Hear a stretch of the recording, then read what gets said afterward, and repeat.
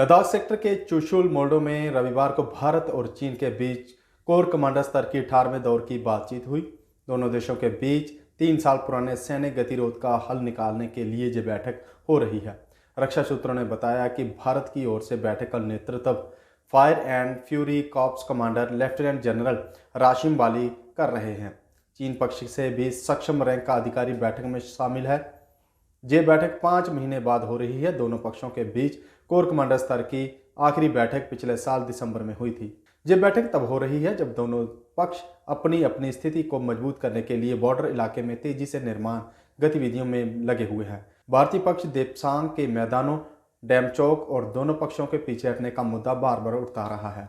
चीनी पक्ष ने 2020 में लाइन ऑफ एक्चुअल कंट्रोल पर यथास्थिति को बदलने के लिए भारी हथियारों और बड़ी संख्या में आक्रामक तरीके से आगे बढ़ने की कोशिश की थी। भारत ने भी सैनिकों की तैनाती कर इसका जवाब दिया।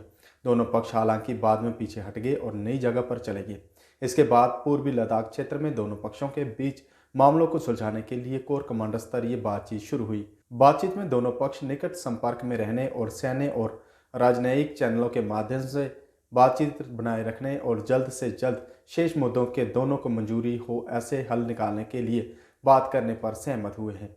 हालांकि चीन पक्ष मुद्दों को हल करने की जल्दी में नहीं दिख रहा है और देपसांग मैदानों जैसे विरासत के मुद्दों पर कोई आगे बढ़ने की अनुमति नहीं दे रहा है।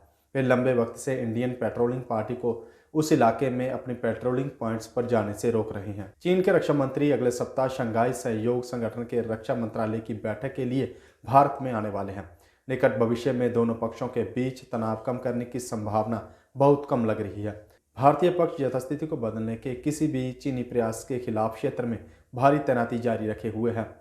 बता दें कि भारतीय सैनिकों ने पिछले साल दिसंबर में यांगत्से में ऐसी एक कोशिश को फेल कर दिया था। एक चीनी टुकड़ी को वहां LAC पर भारतीय चौकियों पर आने की कोशिश करने के बाद बलपूर्वक उसके क्षेत्र में वापस धकेल दिया गया था। जम्मू में जुपिटर मोटर्स लेकर आए हैं आपके लिए हर एक काइनेटिक ई रिक्शा पर विशेष ऑफर्स, क्योंकि काइनेटिक ई रिक्शा अब आया है नए फीचर्स व कंप्यूटराइज्ड सिस्टम के साथ, वो भी लिथियम व लेड एसिड बैटरी दोनों ही मोड में।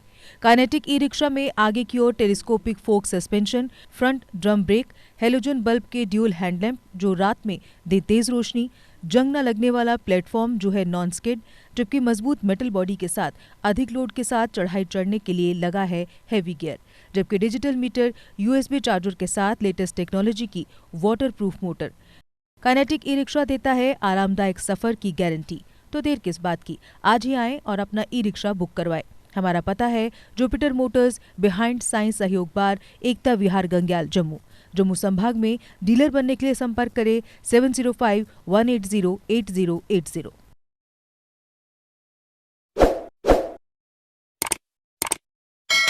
जम्मू कश्मीर की खबरों के लिए जुड़े रहिए JK अपडेट के साथ।